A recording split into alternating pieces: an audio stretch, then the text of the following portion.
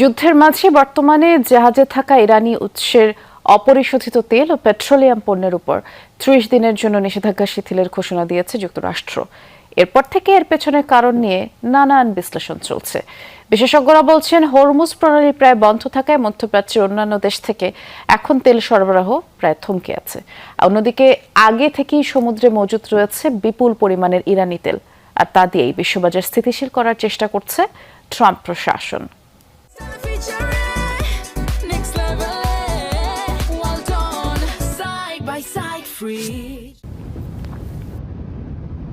মধ্যপ্রাচ্যে চলমান সংঘাতে বিশ্ববাজারে তেলের দাম এখন তুঙ্গে। নানা পদক্ষেপ নিয়েও পরিস্থিতি নিয়ন্ত্রণে আনতে হিমশিম খাচ্ছে যুক্তরাষ্ট্র। শেষ পর্যন্ত যে ইরানের বিরুদ্ধে যুদ্ধে নেমেছে ওয়াশিংটন, সেই ইরানের তেলের উপরই নিষেধাজ্ঞা শিথিল করতে বাধ্য হলো তারা।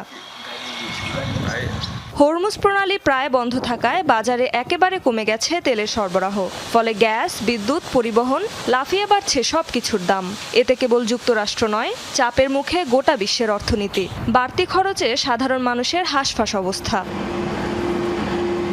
এমন পরিস্থিতিতে বাজারে তেলের মজুদ বাড়াতেই তেহরানের প্রতি শিথিলতা দেখালো ওয়াশিংটন। হরমুজ প্রণালী বন্ধ থাকায় মধ্যপ্রাচ্যের অন্যান্য দেশ থেকে তেল আনা আপাতত সম্ভব হচ্ছে না। অন্যদিকে আগে থেকেই সমুদ্রে মজুদ ছিল ইরানের বিপুল পরিমাণ তেল, যা নতুন করে উৎপাদন না বাড়িয়ে সরাসরি বাজারে ছাড়া সম্ভব। অন্যদিকে মার্কিন নিষেধাজ্ঞার পরও এই তেল যেভাবেই হোক বিক্রি করত ইরান, বিশেষ করে চীনের মতো দেশের কাছে। এর পরিবর্তে এই তেল মিত্র দেশগুলোর ভান্ডারে যোগ করাটাই বেশি যুক্তিযুক্ত বলে মনে করছে যুক্তরাষ্ট্র। এতে করে জ্বালানি সংকটেও মিলবে কিছুটা স্বস্তি।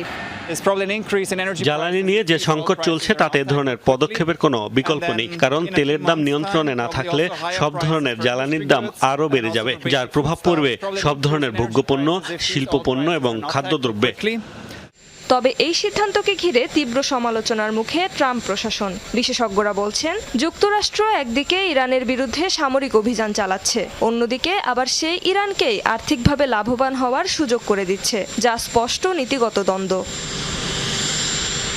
অনেকের মতে ইরানের এই অতিরিক্ত তেল বাজারে খুব অল্প সময়ের জন্য স্বস্তি এনে দিতে পারে, কারণ এর পরিমাণ বিশ্ব চাহিদার তুলনায় খুবই সীমিত। ফলে মূল সমস্যা থেকেই যাচ্ছে। তাদের মতে পরিস্থিতি এখন এমন জায়গায় পৌঁছেছে যেখানে আসল সমাধান একটাই, হরমুজ প্রণালী আবার চালু করা, নইলে দীর্ঘমেয়াদে বড় ধরনের সংকটে পড়বে বৈশ্বিক অর্থনীতি। রেজওয়ানা সায়মা, যমুনা নিউজ।